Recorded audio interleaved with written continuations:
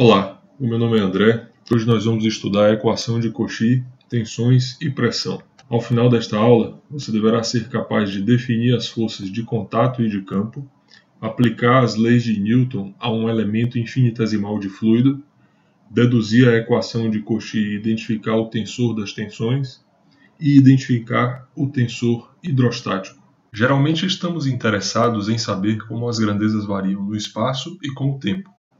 Para que isso seja possível, em mecânica dos fluidos e hidráulica são empregadas as leis da física, como a conservação de massa, as leis de Newton e as leis da termodinâmica.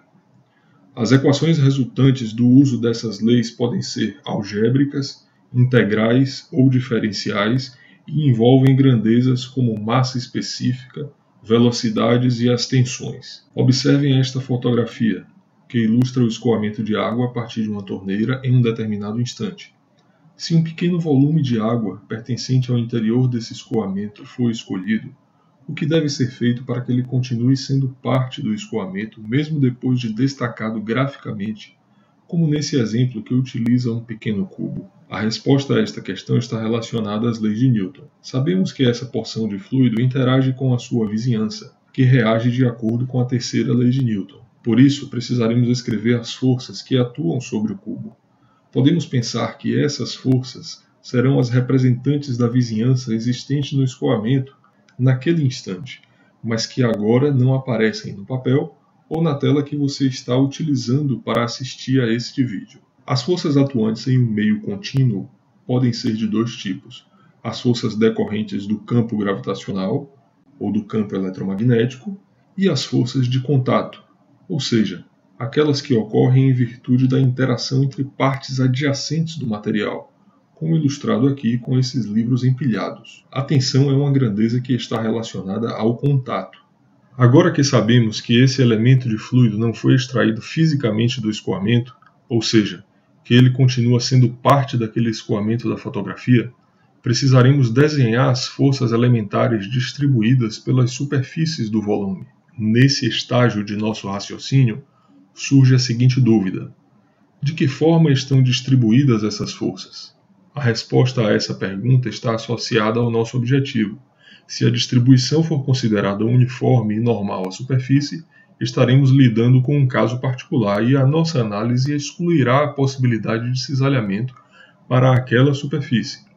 Portanto, para que a análise seja capaz de incluir o cisalhamento e as ações normais, deveremos considerar a ocorrência de uma força por unidade de área que não corresponda a um caso particular, mas que seja inclinada em relação à superfície. Vamos ilustrar o elemento de fluido escolhido e as nossas considerações com essa fotografia, analisando, por enquanto, apenas a superfície perpendicular ao eixo X de um sistema de coordenadas cartesianas. A superfície é identificada com um vetor unitário perpendicular a ela e que aponta de dentro para fora do volume.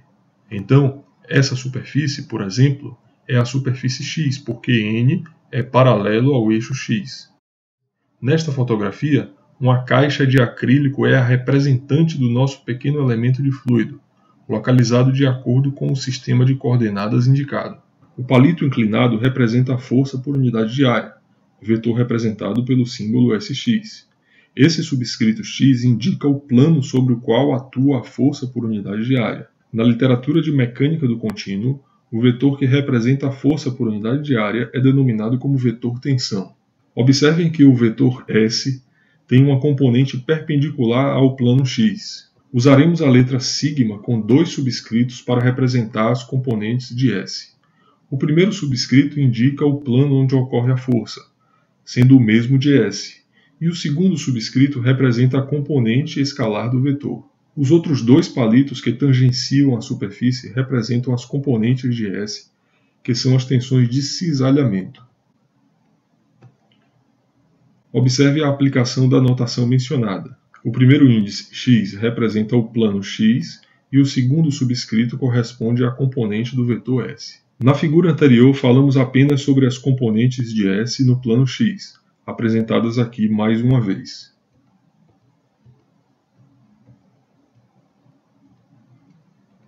Há também uma força por unidade de área no plano y e outra no plano z, cujas componentes encontram-se apresentadas nesse desenho. Observem mais uma vez a lógica descrita para a notação, sendo o índice I o representante da superfície e o J o da componente.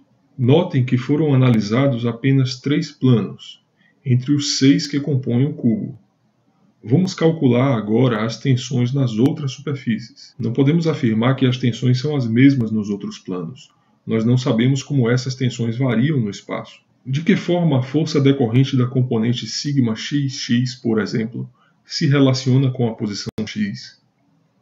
Com essa pergunta, retornaremos ao início de nossas considerações, quando foi mencionado o uso das leis da física para a construção de equações capazes de descrever relações desse tipo. Para o nosso pequeno elemento de fluido, destacado como um elemento com dimensões infinitesimais, o uso de uma reta pode responder a essa pergunta. Suponhamos que a componente σxx varie ao longo do eixo x de acordo com essa curva vermelha.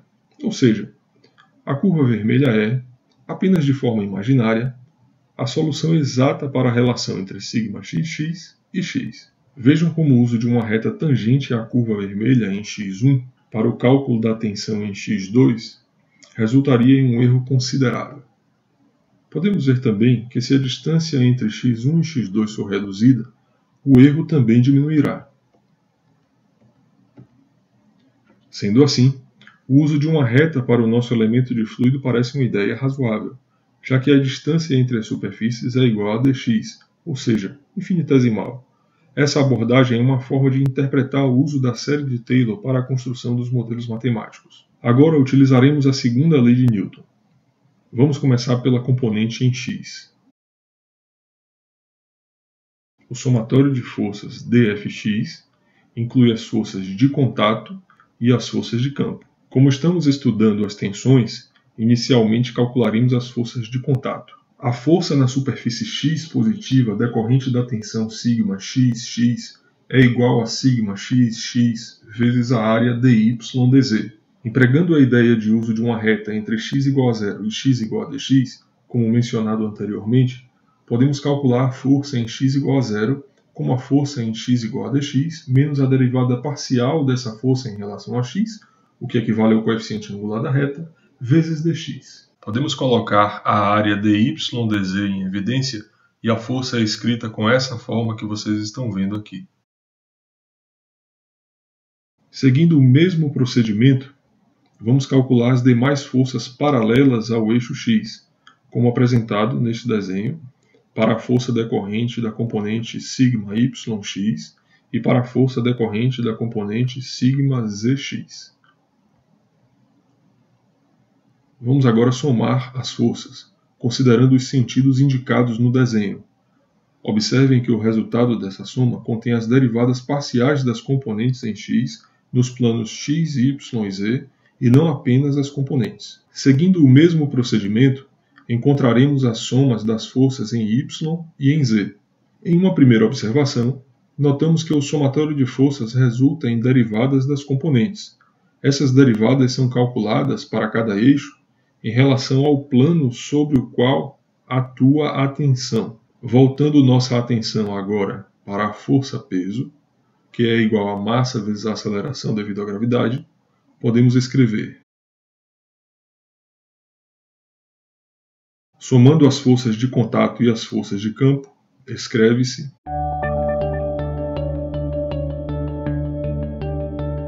dividindo o somatório de forças pelo volume dvol igual a dx vezes dy vezes dz, podemos escrever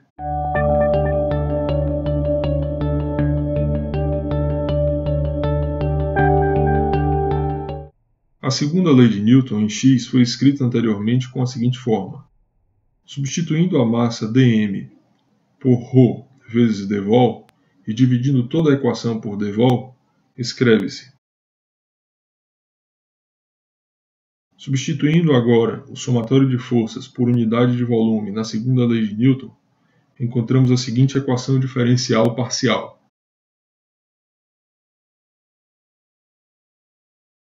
Fazendo o mesmo para y e z, o resultado obtido é o desenvolvimento destas equações é atribuído ao francês Cauchy. Pensemos em algo. Já que essas equações têm como origem a segunda lei de Newton, como escrever as 3 equações componentes sob a forma vetorial? Vejam o resultado. A grandeza σ e j é denominada como o tensor das tensões de Cauchy e pode ser escrita como uma matriz com a seguinte forma. Notem que nesta representação, as linhas correspondem aos planos e as colunas representam os eixos x, y e z. Os elementos da diagonal principal correspondem às tensões normais e os elementos fora da diagonal principal correspondem às tensões cisalhantes. Cabe destacar que o tensor das tensões é simétrico, ou seja, σij é igual a σji, o que ocorre para a maior parte das aplicações. Sendo assim, por exemplo, σzx é igual a σxz. Não faremos essa demonstração neste vídeo, mas você pode calcular empregando a equação da quantidade de movimento angular. O tensor das tensões de Cauchy é entendido como uma combinação de tensões viscosas, as normais e as tangenciais, mais um tensor que contém a grandeza que denominamos como pressão. Nessa história de construção da equação, a inclusão da pressão como parte do tensor das tensões é necessária porque, para a condição de repouso, por exemplo, sabemos que os efeitos viscosos não se manifestam, zerando as tensões viscosas. Se as pressões não forem incluídas como parte do que denominamos como tensor das tensões, a equação falhará em representar o caso particular da estática dos fluidos, por exemplo. Observem que a pressão, representada pela letra P, foi escrita apenas na diagonal principal da matriz, que, como já vimos, representa as componentes normais. Também não há índices para a pressão porque ela é uma grandeza escalar. A pressão produz apenas forças normais contra a superfície. Os zeros fora da diagonal principal indicam que não há cisalhamento decorrente do que chamamos de pressão. Como observação final, veja o cálculo das forças de contato em X que são decorrentes da pressão.